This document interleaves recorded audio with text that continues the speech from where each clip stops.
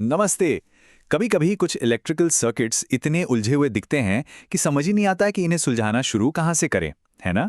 जब कई power source और रास्ते हों तो ये किसी पहेली की तरह लगता है।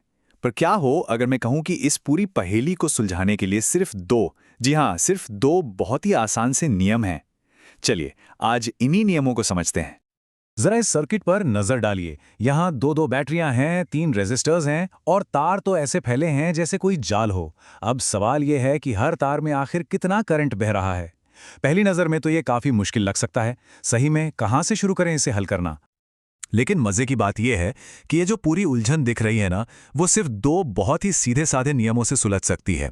ये नियम दिए थे महान भौतिक विज्ञानी गुस्ताव किरचॉफ ने, और सच कहूं तो यही नियम किसी भी कॉम्प्लेक्स सर्किट को समझने की मास्टर की हैं। तो पहला नियम है जंक्शंस के बारे में। अच्छा, जंक्शन क्या होता है? सर्किट में कोई भी ऐसा पॉइंट जहां तीन या उससे ज्यादा तार आकर मिलते हैं, बिल्कुल किसी सड़क के चौराहे की तरह। ये नियम हमें चार्ज के बहाव यानी फ्लो को समझने में मदद करता है। तो ये है किरचॉफ का करंट लॉ, जिसे शॉर्ट में केसीएल भी कहते हैं।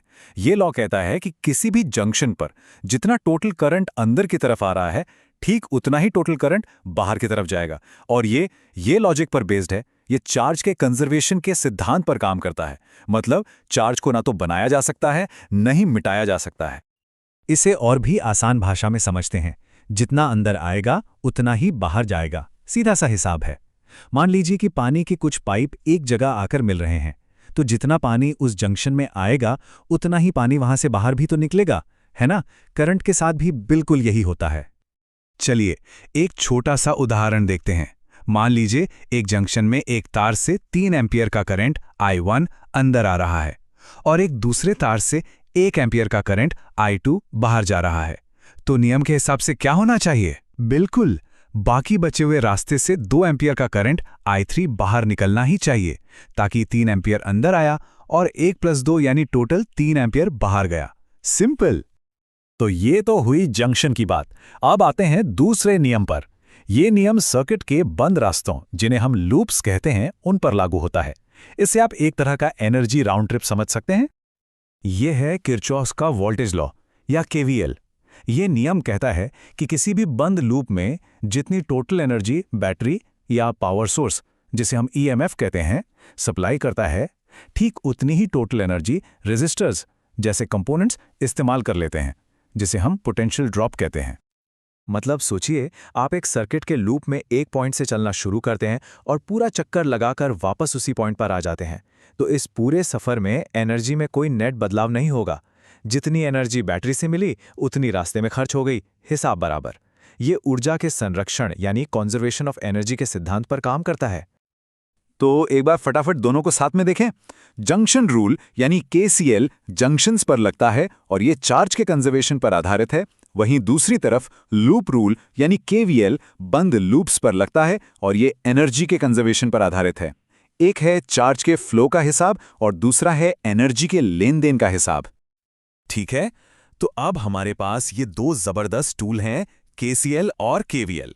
चलिए अब उस शुरू वाली पहेली पर वापस चलते हैं और देखते हैं कि इन नियमों का इस्तेमाल करके उसे कैसे सॉल्व किया जाए।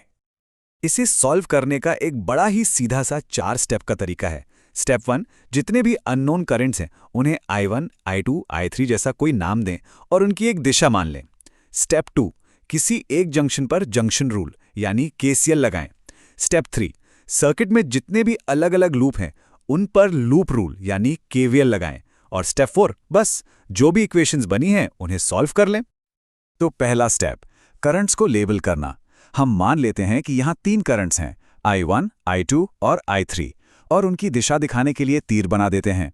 और हाँ, अगर दिशा का अंदाज़ा गलत निकला तो कोई टेंशन नहीं। अगर हमारी मानी हुई दिशा गलत होगी तो आखिर में जवाब अपने आप नेगेटिव साइन के साथ आ जाएगा। दूसरा स्टेप, जंक्शन रूल लगाते हैं। जरा इस जंक्शन पर गौर कीजिए। हमने ये माना है कि करंट I1 अंदर आ रहा है और I2 और I3 बाहर जा रहे हैं। तो केसीएल के हिसाब से आने वाला करंट बराबर जाने वाला करंट। तो हमें मिली हमारी पहली इक्वेशन, I1 = I2 + I3। एक काम हो गया। अब आते हैं तीसरे स्टेप पर, लूप रूल। पहले लेफ्ट साइड वाला लूप लेते हैं। यहाँ 12 वोल्ट की बैटरी एनर्जी दे रही है और ये एनर्जी 2 रेजिस्टर्स में खर्च हो रही है। तो केवीएल के हिसाब से दी गई एनर्जी बराबर खर्च हुई एनर्जी।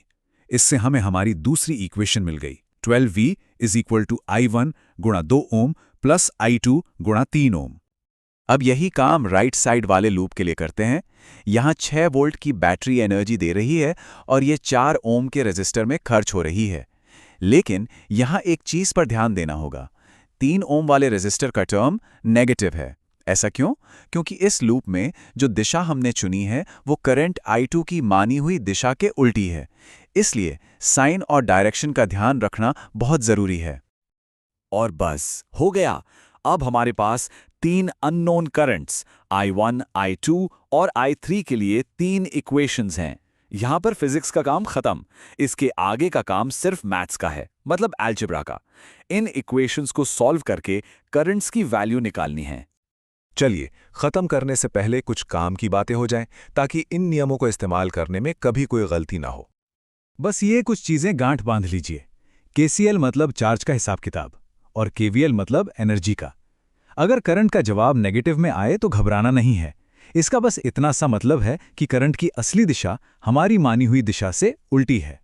और सबसे जरूरी बात, साइन और डायरेक्शन को लेकर शुरू से आखिर तक एक जैसा नियम फॉलो करना है।